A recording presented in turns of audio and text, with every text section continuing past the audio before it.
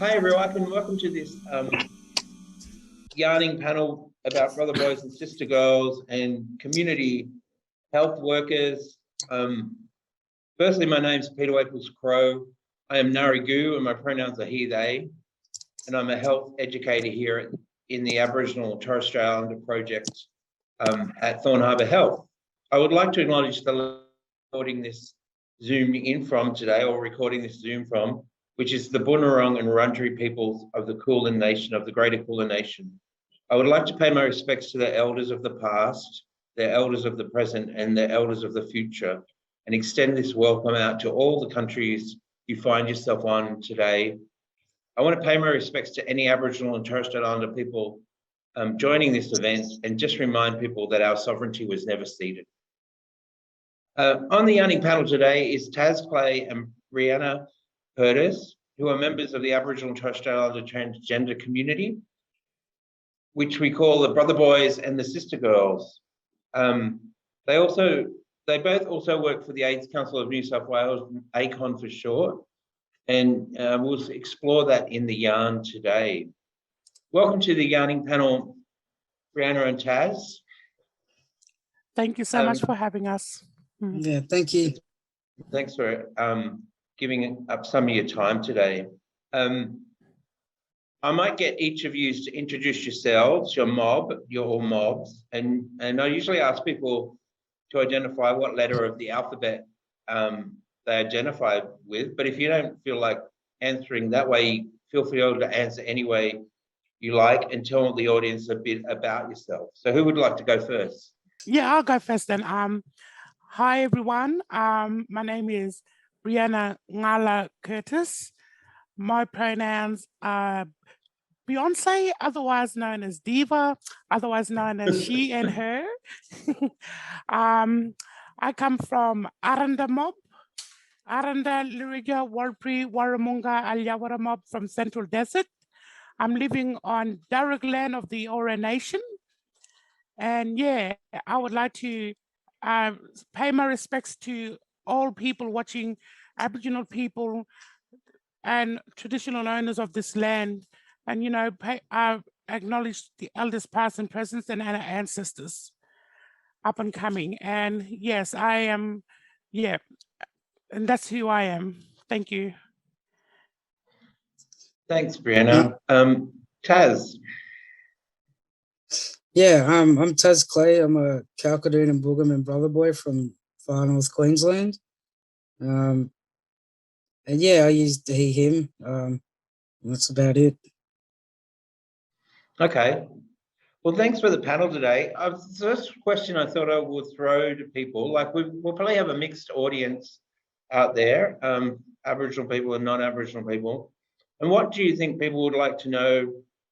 What would you like people to know about being sister girl or brother boy? What do you think are the big issues for brother boys and sister girls? Is it housing, sexual health, connection, support, social emotional well-being, or all of the above? Who wants to answer that question? A lot in it. I'm happy for Taz to answer this one, and I'm happy to add on later. Yeah. Alrighty. I personally think that all of them are quite important and all have their own issues attached to them. And in particular for me, I think mental health comes in many different ways, shapes and forms, and it takes on, physical health components as well, which, can lead to poor housing situations, poor sexual health outcomes, and the connection and support that, gets lower as you get more depressed, I guess, as well, if you aren't dealing with who you are as a person and being true to yourself as well. That plays into a lot of the issues I think that are facing sister girls and brother boys around the country. And it's also hard living in regional and remote areas as well as cities for their own variety of reasons. Yeah, I was going to talk about rural and remote, but that's great you brought it up.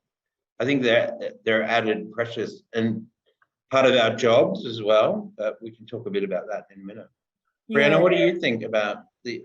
Well, being a sister girl from a remote Aboriginal community, you know, my community where I grew up, like a tan camp on the outskirts of Alice Springs, called Ngudnara, otherwise English name Morrisode. You know, I found it very hard for me to access services. Very, very, very difficult for me as a sister girl, even to access housing and accommodation. And you know, I lived here, there, and everywhere. You know, I travel all around Australia, just with a suitcase. And now I'm finally settled down in Sydney for the last 7 years, and I'm an owner of my own house, which I am proud to own, and as a sister girl who's a hardworking person. But, you know, like, as for services, when it comes to housing, mental health, just for general health in general, you know, all of these, you know, as Taz said, you know, there are all of those situations. They have different problems attached to them and difficulties. And, you know, like being a minority, you know, and I'm very marginalized and minoritized individual, being a sister girl, First Nations Aboriginal sister girl, it's difficult for us to access these and to find these pathways. And, you know, there's a lot of you know, statistics shows that we suffer a lot with mental health, suicidality, and you know, I'm accessing a clinic, you know, to get a general STI checkup, especially if you're living in a small town, and, you know, you don't want to go to your local AMS because everyone knows everyone, and there's a trust issue there, and there's that, you know, that causes boundaries as well. And you know, and these are things which I have faced, and within my my journey so far. And so yeah, I think there can be a lot more done within our services to be more trans inclusive and sister girl and brother boy inclusive, you know, and Aboriginal trans and non-binary inclusive as well. And these services need to come on board and be educated from us to make their policies inclusive towards what we have to say, and, you know, and getting us sister girls and brother boys to speak firsthand about what we are going through, and hearing our struggles or what we have struggled with in the past, and, you know, get a solution out of it, pretty much. Yeah, that's what I think about that. It's really important, and part of like today is giving you a voice as well, you know, and it's really important that brother boys and sister girls can speak for themselves. And look, I agree. Like you, I work for a mainstream LGBTIQA+ organisation called Thorn Harbour in Melbourne. Can you tell me a bit about your role in ACON, you know, each of you? And, you know, you talked about, I guess we could go on, but maybe just talk firstly about your role in a similar organisation in New South Wales. Yeah. Well, working with ACON, I started there around roughly, I've been working there for 8 months now. Okay. From a 3-month contract, now going on to 8 months, and now going on to another 6 months.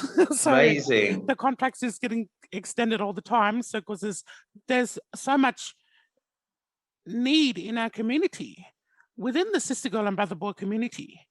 And what I'm a community health promotion officer. That's my title, and I'm working along with Taz in our small knit team in the trans and gender diverse health equity department.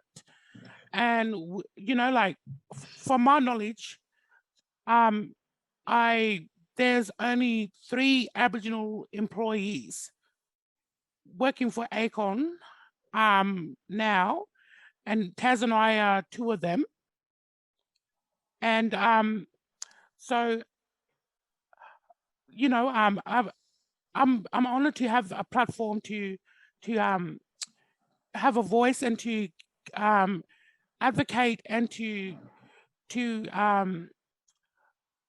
you know, be an expert and specialist on sister girl and brother boy issues, and to try and make something good out of it, you know, and um, um, give our mobs an opportunity, pretty much. And that's how I see my role at the moment, is pretty much an educator and a leader and an advocate and an activist. And you know, that's that's what I'm doing for our mob. And yeah, That's and great. working on several projects, and Taz and I are working on projects together as well. And you know, we're just delving right into there. And yeah, we want to see good come out from our community Yeah, within, hopefully not only New South Wales, but it will extend and expand towards all of Australia. You know, that we're doing our first world leading projects, first in the world, and we want that to extend to our other sister girls and brother boys living out in other states and territories. You know, and that's what my vision is anyway. For while I'm working there, I'm going to push for that and see if I can make that happen. great. Yeah. That's, well, Victoria is waiting. It's got me here. So- Yeah. Mhm. And Taz, what's your, like, you work with Bree, and what's your role there, and how would you define your role? Yeah, so I'm also a community health promotion officer, and I'm specializing in suicide prevention worker. So with that, we'll be creating different resources around, suicide prevention. So I find it quite rewarding, and I've been able to find a role that's quite suited to the work that I've done for the last several years. And I've only been there for 3 months, but I'm looking forward to working with the team, with Bree, Liz, Teddy, Sophie, and Leo for however many months or years to come. So Yeah, great. And just leading on from that, I think all our roles are sort of like community development as well. And what do you think are important factors in reaching out and building up the community? Because I think just having you in those roles is amazing and says a lot about visibility and hearing our voices. It's the same as having me in the role here as well, you know. So what do you think is important in your community, and how do you reach out and build up that community? So, Well, personally, I think it comes down to having a that trust factor, you know, and a lot of our mobs, not just because we're sister girl or brother boy, but a lot of our mob being First Nation and Black, we have this trust issue with mainstream organizations, you know, whether it be an organization like ACON, and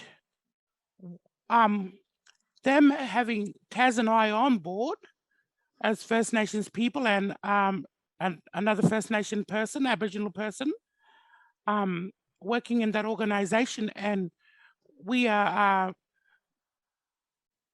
I think that we leaders, towards trying to bring reconciliation. And I think it comes down to that trust, and a lot of that organizations, our mobs have struggled having that trust. And for and that's why us as leaders and working in those me as working for ACON, I do a lot of community engagement, and I have had feedback from sister girls and brother boys about the trust issue, and like in the past they've felt let down by organizations such as ACON.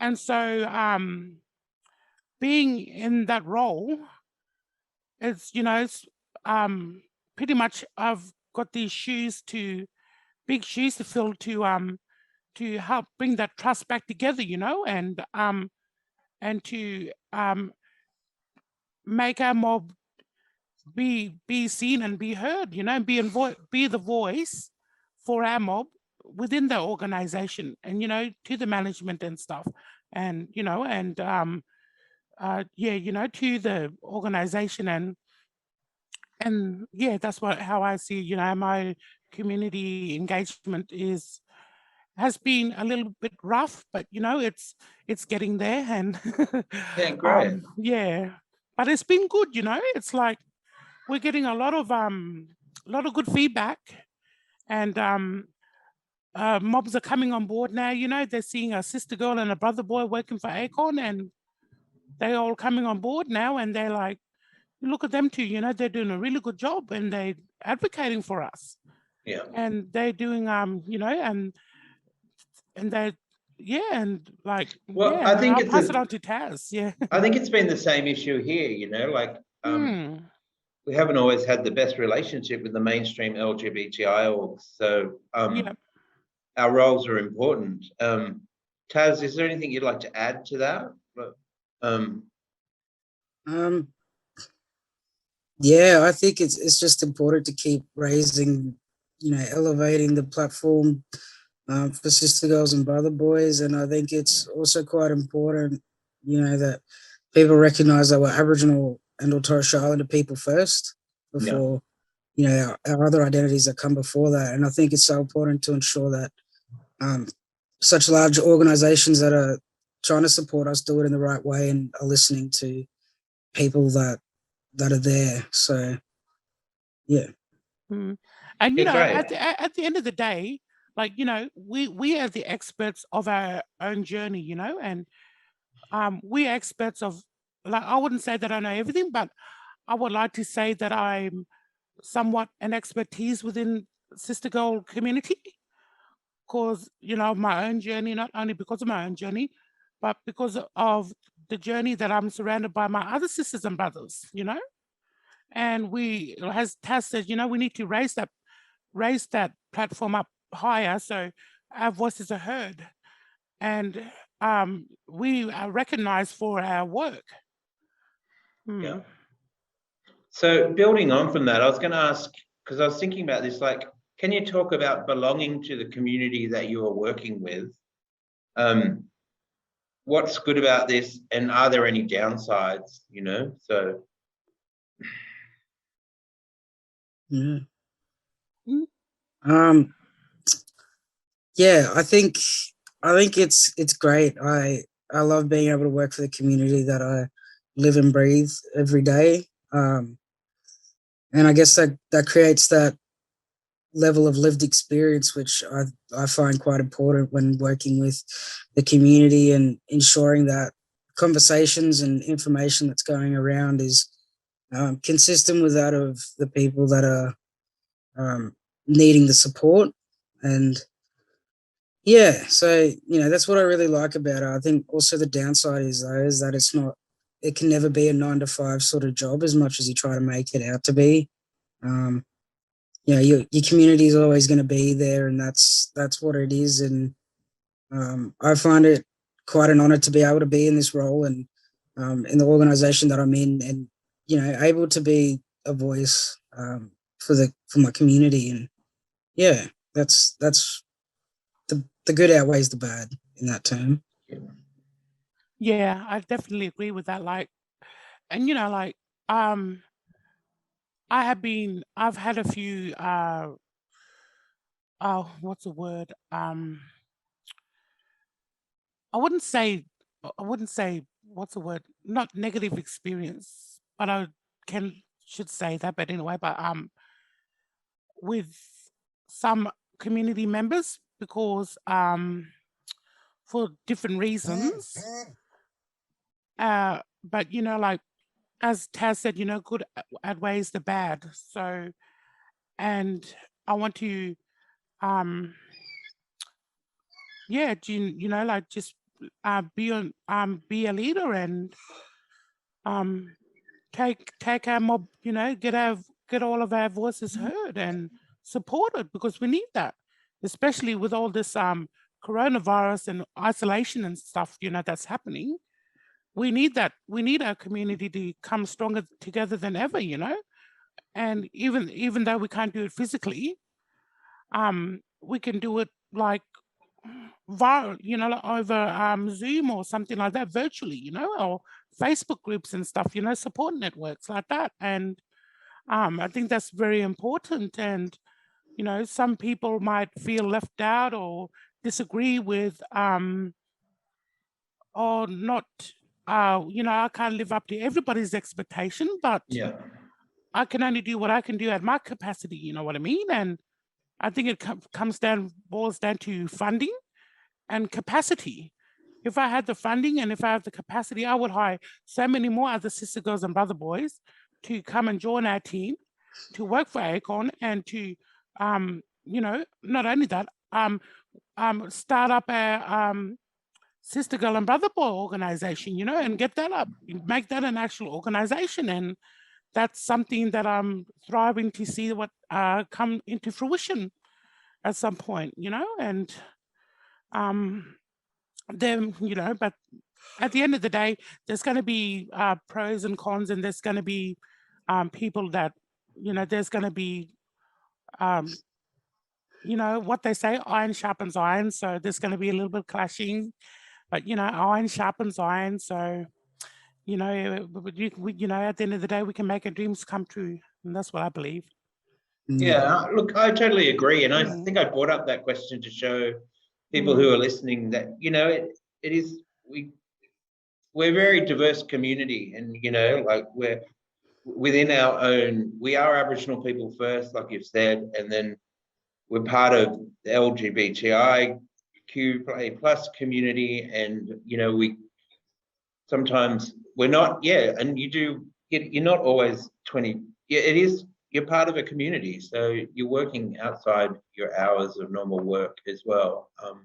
I agree with you totally, and it'd be great to see a Brother Boys and Sister Girls organisation. We're here in Victoria, we're striving to set up the Koori Pride Victoria, so that's going to come out of the new Victorian Pride Centre, which is great. So watch out for that space as well, coming into you in May. And so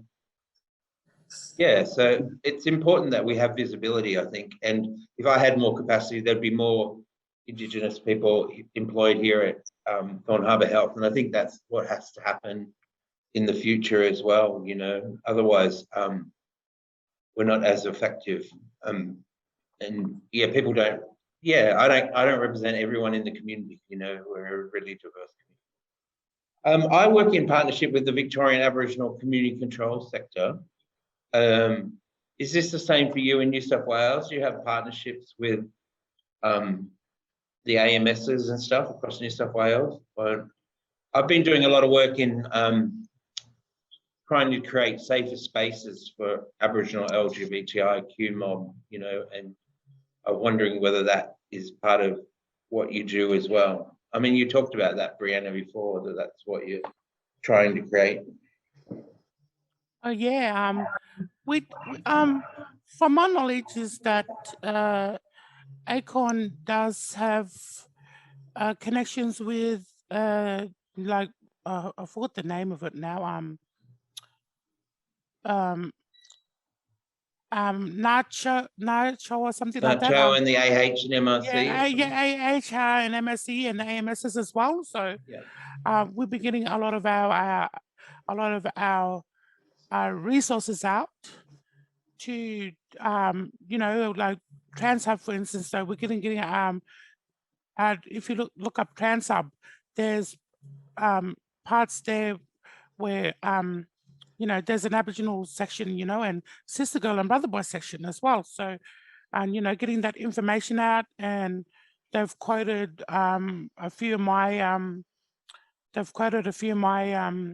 quotes in on the page as well. So but I think it's important to have that partnership, because if you don't, then you're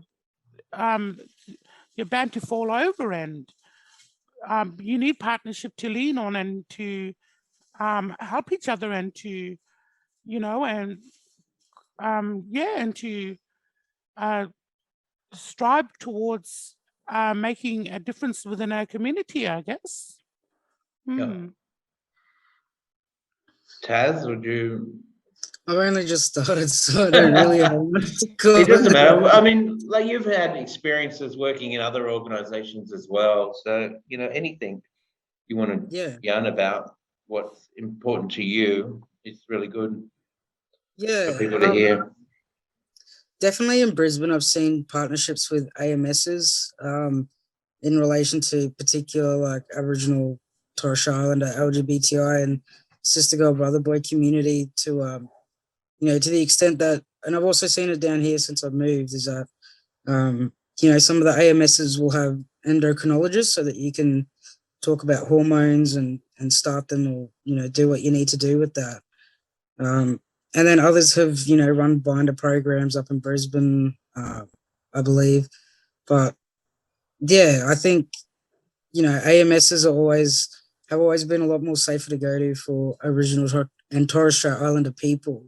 And I think if we can strengthen that partnership, it will go a lot further of a way to making sure that the funding that we get stays with us. The resources that are created are made by us, and, you know, all that sort of stuff. And it's not having to go through necessarily an organization that just wants to do a money grab, or, you know, has no real regard for Aboriginal and Torres Strait Islander people.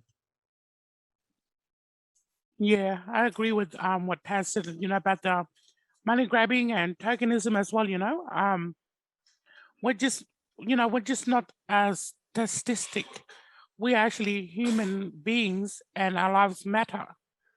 And Sister Girl and Brother Boy's lives do matter. Black lives matter, first of all, and we matter, you know, and as being Sister Girls and Brother Boys. And yeah, and having these organizations on board, well, it's fundamental to strengthen our community and to help us push forth and to move forward within our whether it's been transitioning or with our lives and such like that. And like, I understand that a lot of our mobs, like, I can't speak for everyone, but I'm going off from what I've heard from previous clients I wouldn't, clients I've spoken with, that the trust factor, you know, with the AMSs as well, you know, they don't want to, they'd rather go to a white mainstream sexual health clinic or something like that, because they have that trust factor with the AMSs, because, you know, they might, you know, family might be working there and information might get leaked out, and, you know, which breaches privacy and confidentiality, and especially if that brother boy or sister girl is suffering with a bloodborne virus or a chronic, as you know, sexual infection. We need these organizations to eradicate that breach of confidentiality, and to you know, to up their games, to support us more within our communities, so we can have that trust towards them as well, you know. And because, you know, a lot of the trust has been broken, unfortunately, and that's why, you know, me and Tess, you know, we're working with ACON, and we want to build that trust back up again, for our mobs to, and for the AMSs to provide that safe place for us, you know, to approach them and knowing that, you know, I personally, you know, if I want to go to an AMS, I want to know that my information is not going to get leaked out, that people are not going to know about my what medications I'm on, or, you know, being an asthmatic or whatever like that, you know. But yeah, that's what I think. I think that's everyone's right, isn't it? You know, to have confidentiality. Exactly. We, like in Victoria, there's a lot of we call them machos down here, Aboriginal Community Controlled Health Orgs, and there's been a lot of in LGBTIQ, Sister Girl and Brother Boy like awareness, and yeah, it's been really amazing. Is New South Wales, is that happening out in the services too? Are they requesting more training in that space, or? Oh yeah, most definitely. I actually was doing for our trans hub, Yeah, updating our doctors, gender affirming doctors list. So it was took a lot of time, but my manager actually sent an email out to all of them, and we're getting lots of response. So updated information about gender affirming doctors, even from AMSs and stuff like that. So great. which has been really, really good, and even in especially out in remote rural communities as well. So they're getting that education to actually perform and to diagnose, prescribe the hormone or testosterone medications, and to help a sister girl and brother boy living out in remote communities and wherever they are through rural New South Wales to actually transition in a healthy way. And it's been, it's been excellent. Yeah. Oh, great. That's really good to hear. Is there any, like, what about the Sister Girls and Brother Boys Facebook group? Was that really important to you both? And, those types of support, and thinking about any Sister Girls and Brother Boys who are out there today, or maybe what sort of messages do you want to send to them, and any advice you might have for people viewing this yarn, or just about being a brother boy and a sister girl, It's a lot. That's a great. The big question. I definitely would say find the Facebook group and request an ad. I was fortunate enough to be able to get in touch with a brother boy before I was added to the Facebook group, and so I was able to have a conversation about if this was actually who I was, and it turns out it was. But then being added to the Facebook group, it certainly made me feel like I was not alone, which is something that I think definitely I thought I was at the start. And then there's like 1,000+ strong Facebook group, and there's so much information and support given within that group. Auntie Lisa, who runs it, like she deserves a wage on that, just for the amount of work that she puts into it and how she supports just about everyone that joins, if not supports them fully. And so yeah, that's definitely my first point. And find a safe doctor would be another one, and just make sure that you got a sense of community about you, and they'll also let you know where to go that's safe and whatnot. So yeah, I think that having this, now personally, having sister girls and brother boys on social networking, it saved my life, to be honest. Like, just to know that there are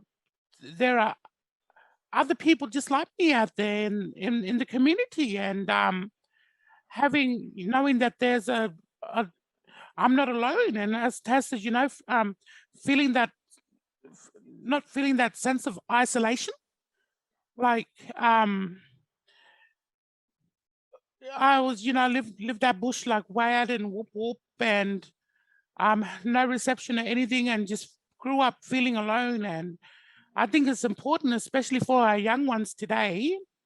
Like, we've got young sister girls and brother boys now, and like their parents are actually joining the group, Sisters and Brothers Australia group, and and as a reaching out to us to ask us about how they should raise their younger ones, the next generation. And I think it's very, having that group is very important. And the elders in the group and the administration in the group, making a big difference. And it's pretty much basically saving lives and saving people, and it's a lifesaver. That's how I see it. And Yeah, it's very important. I totally agree. But now we've got you, Brianna, and you, Taz, working, and being visible in New South Wales and being able to be contacted through ACON if people want that. And I'm happy to refer, and hopefully down the track we can do projects together, something across Victoria as well. So let's finish on an uplifting note, and I'll ask you, what is great about being a brother boy and a sister girl, and what makes you proud? Being Beyonce is great. I mean, a sister girl is great. Being a sister girl is amazing. First of all, I had the opportunity to first live as a man and living as a woman, and it's been great. And I think it's a wonderful experience, and to be in a position where I'm working at ACON, I can, and having that visibility, and being that face, of transgender people, and it's an honor, really. And it's an honor because at the end of the day, I do believe in God, and I believe God created me, the Great Spirit. In my language, we call him Al-Jirakarta, which is the Great Spirit, created me as I am who I am. And God loves me, Al-Jirakarta. He loves me for who I am and not what I do. And I am a sister girl. And my spirit is connected to Al-Jirakarta. Yeah.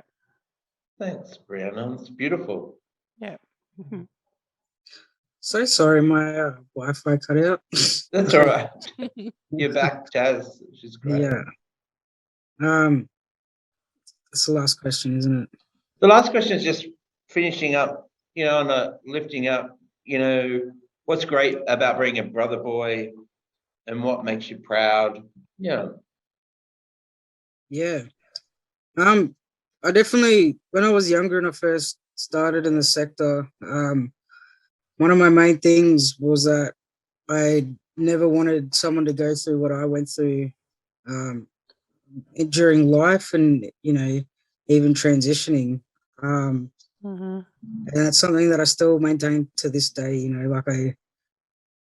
Like one of the first questions was about housing, sexual health and connection and support. Is I want to make sure that everyone that does come out and comes through on their own journey, that they are 100% supported, and that there's going to be something there for them to fall through on if that's what happens. And that's what I like about our community, is we're also quite resilient and strong people, and I don't think I could be anything else other than a brother boy. I just love it, and it's so me to 100% of a T. I just love it. Yeah, wouldn't change a single thing.